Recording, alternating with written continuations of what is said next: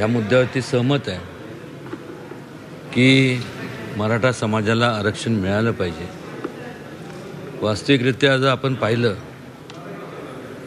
तर मग मनोज जरंगे पाटील असतील, त्यांच्या मनातली जी काय भावना आहे ती प्रत्येकाच्या मनात काय वेगळी भावना आहे अशातला भाग नाही। अनेक वर्षापासून म्हणजे जवळपास 4 तप झाले, 40 वर्ष लोटले, पण अजून देखील मराठा समाजाला न्याय मिळाला नाही। प्रत्येक वेळेस ज्यावेळेस मराठा समाजाचा विषय येतो त्यावेळेस मग राजकारणाचा भाग सोडून द्या, पण जसं बाकीच्या समाज म्हणजे छत्रपती शिवाजी महाराजांचं जे एक ब्रीद वाक्य होतं की सर्व धर्म समभाव, मग सगळ्यांना त्याप्रमाणे न्याय हा मिळालाच पाहिजे। आणि अशी वेगळी काय मराठा समाजाची अपेक्षा आहे अशातला भाग नाही। पण आजपर्यंत चूक कोणाची हे काढण्यापेक्षा न्याय मिळाला पाहिजे ह्या मताशी सगळे जे आमदार आपले खासदार जे आहे इथं उपस्थित होते त्या सगळ्यांचं सहमती आहे। 40 वर्ष म्हणजे काय थोडा कालावधी नाही। त्यावेळी जे तरुण होते आज केवळ आरक्षणामुळं संपूर्ण आज त्यांच्या मनात जे काय ऐन उमेदीचा जो काळ होता त्यांच्या मनात जे असणारे स्वप्न ती तसेच राहिले, स्वप्नच राहून गेले।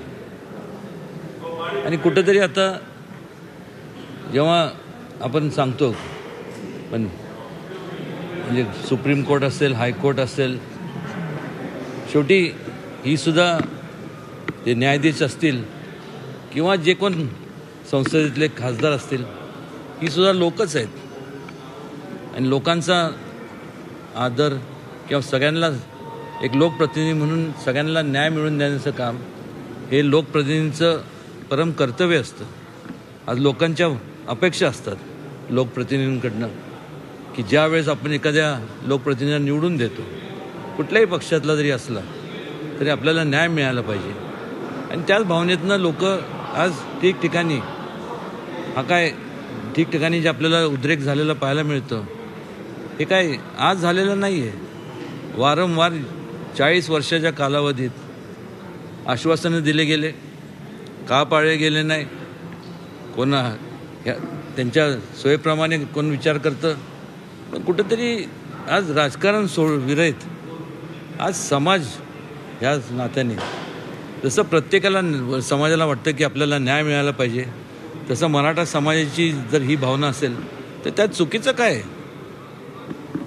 किंबहुना कालांतराने तसं पाहायला गेलं तर त्यावेळेस ज्यावेळेस मंडल आयोगची स्थापना झाली खरं तर त्यावेळेसच हा प्रश्न सोडवला गेला पाहिजे होता।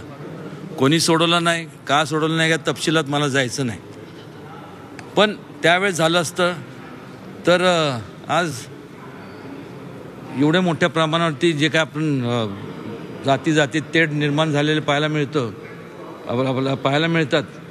ते आपल्याला पाहायला मिळाले नसते। प्रत्येक जणांनी जर विचार केला की केवळ